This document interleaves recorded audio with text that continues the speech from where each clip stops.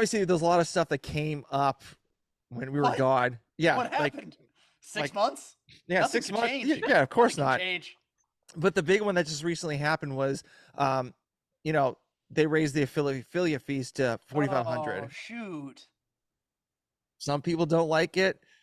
Yeah, of course. Who Some wants people any? do. Yeah, no one wants a Thanks, price increase inflation. on anything. Yeah, The first Yeah. price increase in what, 15 years? 11. I think seriously. it was. I think it was like 11 years, and it's supposedly there's some people grandfathered in at $500 per year for their affiliate fees, which is Oh yeah, like it's Honestly, crazy. affiliate in 2001. Yeah, that probably tracks. listen, if I was that person, I would have shut the fuck up and didn't say a thing. Don't say anything. Don't talk about I it. don't Oh think my. they did. It's the internet running wild. Mm. Yeah, but I think like if you have like the 500 or like $1,000 affiliate fee, they're not gonna like. I think they're gonna slow roll you up the 4,500. Yeah. That's what I And heard. even Not and like, hey, give me my money. Take it. but even if they didn't, it's a sign of the times, buddy. You can't be on the legacy price forever. I'm sorry. Like I'm very like this is gonna this is my work. This is work me talking. I just get it's so funny dealing with or encountering customers who have gotten a sweet deal for so many years and they're literally getting a service for free for what they pay. Mhm. And then the moment you decide to say, hey, we want to raise prices, they're, oh, you're robbing me. You're not doing anything for me. Everyone comes up with an excuse. What have you done for us? Yesterday's What's price this? is not today's price. Exactly. But it's Thank you very also- much. But to the point, it's like we also like people just think of HQ as this ethereal like Mount Olympus that is Mhm. only trying to do right for CrossFit. It's like it's a business now. Yeah. Like there's different. It's a business. It was bought by private equity, and the thing is, it's like to counter the point is like what is your affiliate fee get you? Right. I think And I that's the think, main reason people are thinking that. Like, what is this going to do with the extra 1,500?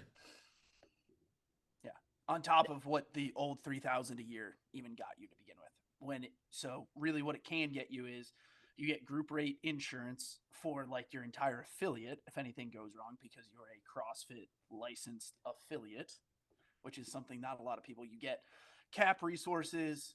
Again, however you feel about these things is up to you.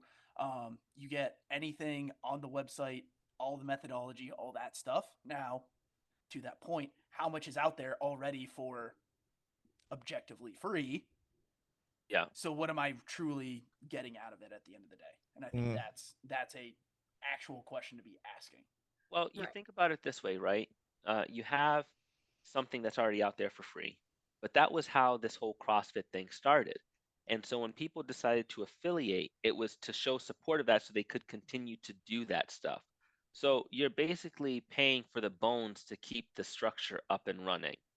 Um, you know, the other part is you have all of these additional features that not all affiliates use because they either do their own programming, they go out and they outsource a lot of the additional resources that CrossFit provides because they don't like them. They don't like those resources, so they go with their own. And it's how they differentiate between other CrossFit gyms. Oh, well, that gym does that program. We have this programming, and we have these coaches, and we have these services that make us stand out from the rest. And if everyone was to just use everything that CrossFit gave them, and okay, great, now they're going to actually pull in a system and do a little bit more for them, everything would be homogenized. And that, in theory, is actually counterintuitive to what CrossFit wants in the first place. Yeah. I also saw. I obviously I know it's a money thing, and obviously like for Vic I know Lindsay Grassis. Well, I forget her. She's a new name, Cuffrey. but Yeah, Lindsay, yeah. Lindsay Cuffrey. Yeah, So she got married. I She's the saw. new taxation name. Yes, yes. So she actually said in one of the comments that she's like, "What is this 4,500? Like, what's this extra 1,500 gonna do?" I'm not doing it verbatim because I'm not gonna go back there and look at the comment. But she's like, "I'd rather use that $1,500 to put that in the gym compared to paying CrossFit." Business It's person, true. you're gonna end like the thing is it's also it's hard as a small business owner to be like, I need to increase your prices. This is going to force essentially every affiliate to increase their fee because it's cutting into your like revenue at the end of the day. And so if you're trying to look at it from a gross perspective, like it's always been challenging to a lot of people in a CrossFit gym. It's very we're community centric. So you know a lot of these people, and you're going to lose some gym goers as you raise rates. That's just what it is. Here's something else to also think about is the term CrossFit is branded, right? It's a copyright. Say we pull that off of all the SEO that occurs on online searches for people looking for gyms. Now you pay for that advertising. Now you pay for those CrossFit. Now you pay for that trendy word that's going to make you pop up to the top when someone says, I need to go find somewhere to go work out and change my life. How expensive is that? Because I bet you a lot of these gym owners don't know dick about advertising. I've seen it at plenty of gyms. They don't know how to create an email list. They don't know how to market or advertise to people. They just think, hey, word of mouth, I'll share something on Facebook. Hopefully people show up. And I've seen gyms fail that way.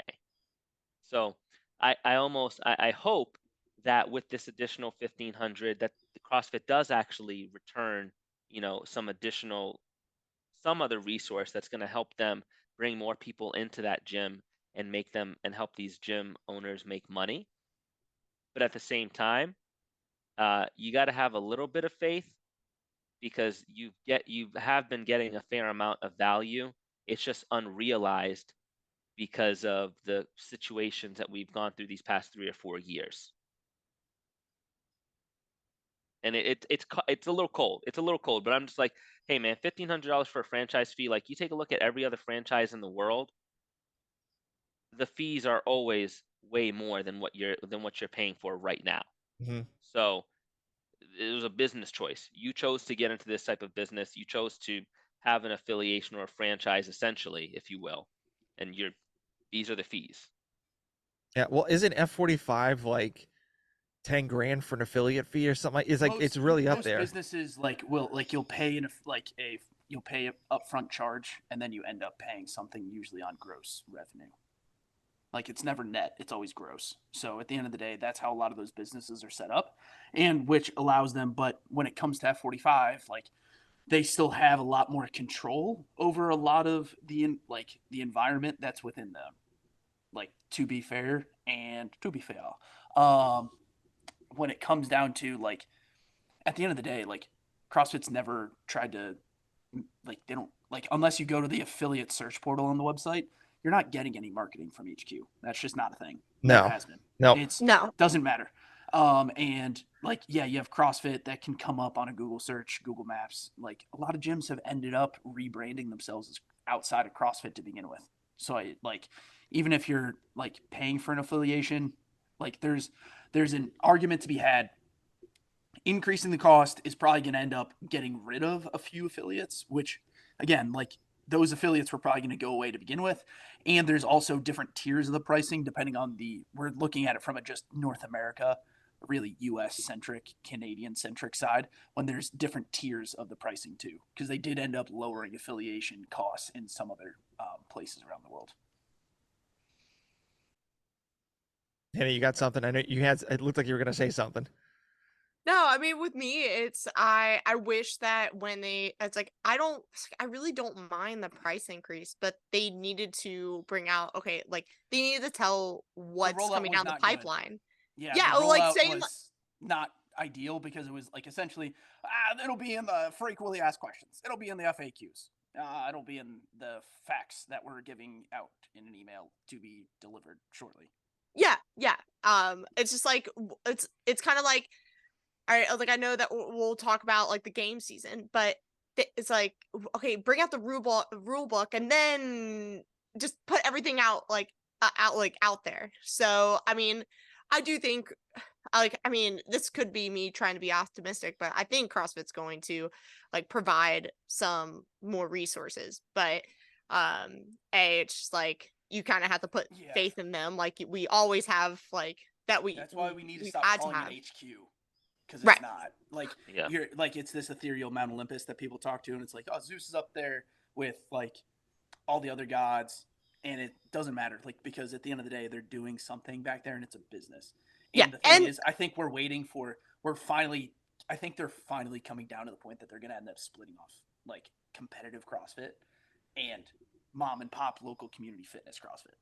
no, they have to. And CrossFit can actually like monetize from the games. Like say like, hey, you're using our name, so like we take some of the profit, and then the games can go off and with Dave and Adrian and be the greatest thing that they can be.